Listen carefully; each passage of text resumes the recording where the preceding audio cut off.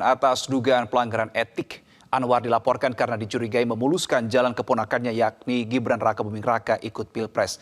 Namun Anwar membantahnya dengan mengutip hadis Nabi Muhammad. Bagaimana Nabi Muhammad SAW ketika didatangi oleh salah seorang yang bernama Usamah bin Zaid, diutus oleh bangsawan Quraisy supaya bisa melakukan intervensi, meminta perlakuan khusus karena ada tindak pidana yang dilakukan oleh salah seorang anak bangsawan Quraisy.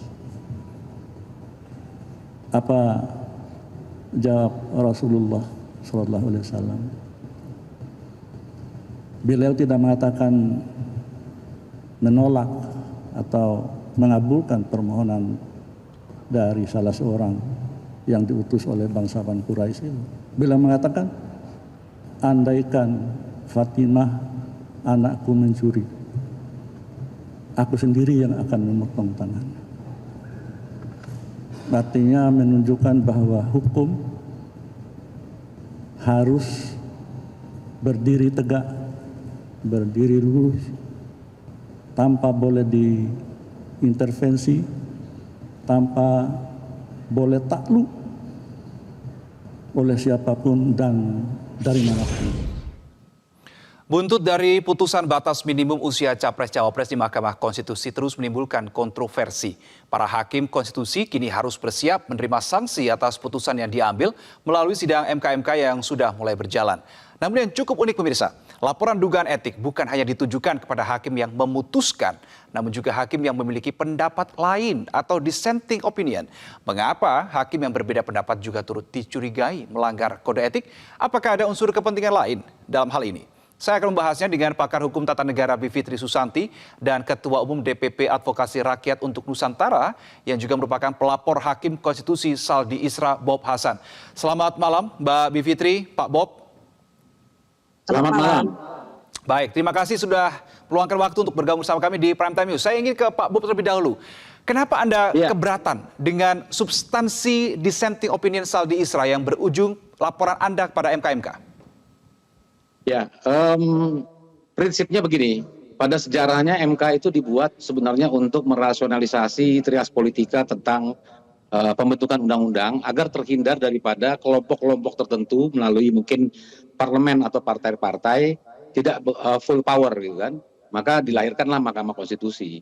Dan putusan maupun juga pengajuan PU nomor 90 tentang batas usia, saya ralat sedikit bahwa sebenarnya yang diajukan itu bukan sekedar batas usia 40 tahun, itu terlihat daripada hasilnya yaitu pernah atau pengalaman sebagai atau selaku pimpinan daerah ya baik itu bupati dan sebagainya. Nah, di sini saya melihat ya menjadi satu hiruk pikuk oleh karena dikeluarkannya atau dibocorkannya pola penyampaian, cara penyampaian dissenting opinion yang dilakukan oleh Profesor Saldi Isra. Ya, beliau menyampaikan tentang bagaimana proses pengalaman beliau sebagai hakim MK selama ini, bagaimana kemudian tiba-tiba hakim ketua MK yaitu Pak Anwar Usman tiba-tiba turun kemudian dalam waktu beberapa hari keputusan berubah. Hal ini sesungguhnya di luar daripada pokok perkara. Jadi dissenting opinion ini justru menyebabkan pecah belah dan pandangan sehingga terbentuklah karena orang semua sudah tahu bahwa yang memimpin itu kan Pak Anwar Usman Mahkamah Konstitusi itu adalah keluarga daripada Pak Jokowi. Pak Bob, sehingga Pak Bob keluarlah begini, itu namanya supaya Mahkamah pemirsa Keluarga. ini juga bisa jelas, Pak Bob, mohon maaf saya potong. Sebelum pemirsa juga jelas dan supaya kita semua di sini sepikir begitu, apakah ini sebetulnya pernyataan Saldi Anda maksud? Kita akan putarkan videonya. Baru kali ini saya mengalami peristiwa aneh yang luar biasa dan dapat dikatakan jauh dari batas penalaran yang wajar. Mahkamah berubah pendirian dan sikapnya hanya dalam sekelebat. Sangat cemas dan khawatir Mahkamah Konstitusi justru sedang menjebak dirinya sendiri dalam pusaran politik dalam memutus berbagai political question yang pada akhirnya akan meruntuhkan kepercayaan dan legitimasi publik kepada Mahkamah. Oke, Pak Bob, singkat saja dijawab pertanyaan saya. Betul itu pernyataan Hakim Saldi Isra yang Anda maksudkan? Betul itu yang kami maksudkan seperti itu, dan itu bukan dalam hukum acara sebagaimana sebagai dissenting opinion. Dissenting opinion itu adalah menilai satu perbedaan perkara di mana perspektif hakim yang mengeluarkan pendapat dissenting opinion tadi itu perbedaannya di sisi mana, tetapi itu adalah tidak lepas daripada pokok perkara. Jadi sekelebat ini, bahasa sekelebat ini kan seolah-olah seolah-olah bahwa hakim itu bisa berubah dissenting pikiran. opinion Gitu. yang seperti disampaikan oleh Pak Bob tadi, Mbak Bivitri, atau Anda punya perspektif lain? Saya punya perspektif lain. Karena sebenarnya yang diungkapkan Saldi Isra itu, kalaupun tidak diungkapkan, sebenarnya kita semua sudah bisa membaca dari 2 minggu sebelumnya. Jadi pertama, kalau soal Mahkamah Keluarga ya akhirnya begitu tuh, itu kan sebenarnya kita sudah bisa lihat dari putusan MK 90 itu sendiri. Disebutkan di situ nama bahwa pemohon adalah mengidolakan Gibran Rakabuming. Jadi kaitannya sudah jelas. Dan kalau kita lacak sebenarnya istilah Mahkamah Keluarga itu digunakan dalam opini Tempo 2 minggu sebelumnya. Jadi kalau dibilang ini disebabkan karena dissenting opinion, sebenarnya keliru. Jadi saya ingat seminggu sebelumnya itu, karena opini Tempo juga salah satunya, istilah Mahkamah Keluarga itu meme-nya sudah keluar dari 3 hari sebelumnya, itu saya sudah lihat gitu di berbagai WhatsApp. Keliru, Mbak, keliru. Dan kemudian saya teruskan dulu, boleh saya teruskan dulu ya. Dan kemudian yang kedua, saya teruskan dulu Pak ya, karena supaya kita lebih jelas nih. Kemudian yang kedua, kalau masalah ada 3 hari dan seterusnya, sebenarnya itu tidak bersifat personal. Karena kita juga bisa lihat, disebutkan oleh Saldi Isra, putusannya itu adalah putusan yang 3 yang dibacakan sebelum jam 2. Nah itu memang kalau kita baca riwayatnya yang juga tertuang dalam putusan, itu diputuskan beberapa hari sebelum dibacakan putusan 90. Nah jadi sebenarnya apa yang Saldi Isra ungkapkan itu memang sudah tergambar dari apa yang selama ini sudah dituangkan.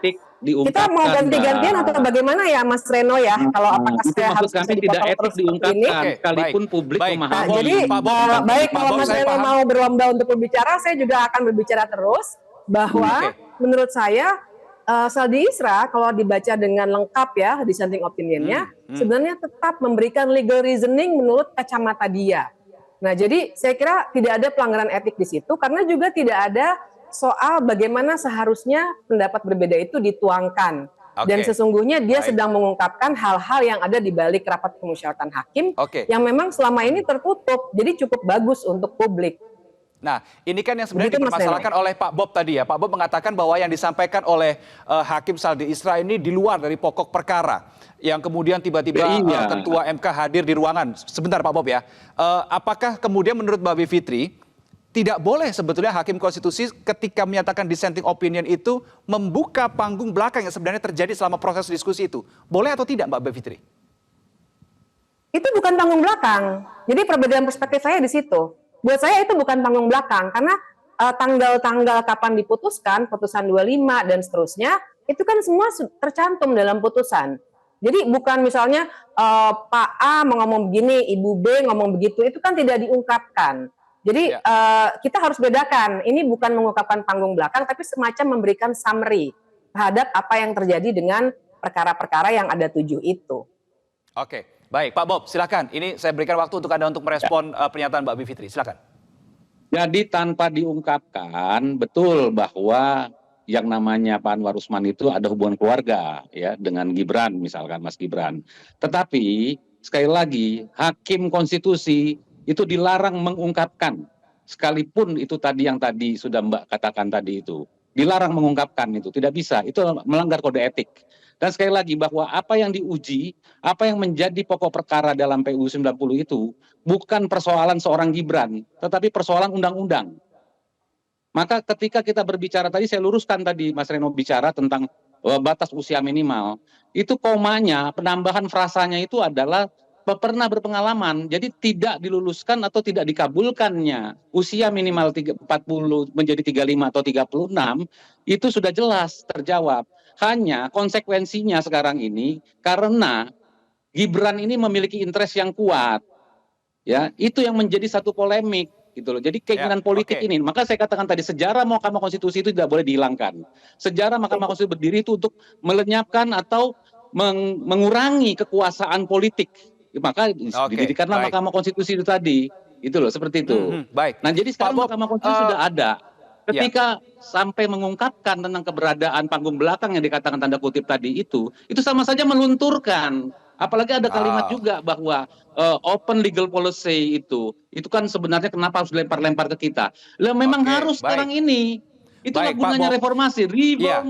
Kita tahu bahwa pada saat sidang MK kemarin, putusan MK kemarin yang menyatakan dissenting opinion bukan hanya Hakim Konstitusi Saldi Isra, tetapi ada juga Hakim Konstitusi lainnya. Tetapi mengapa Anda hanya melaporkan Saldi Isra? Kita bahas di segmen berikutnya, tetap bersama kami di Prime Time News.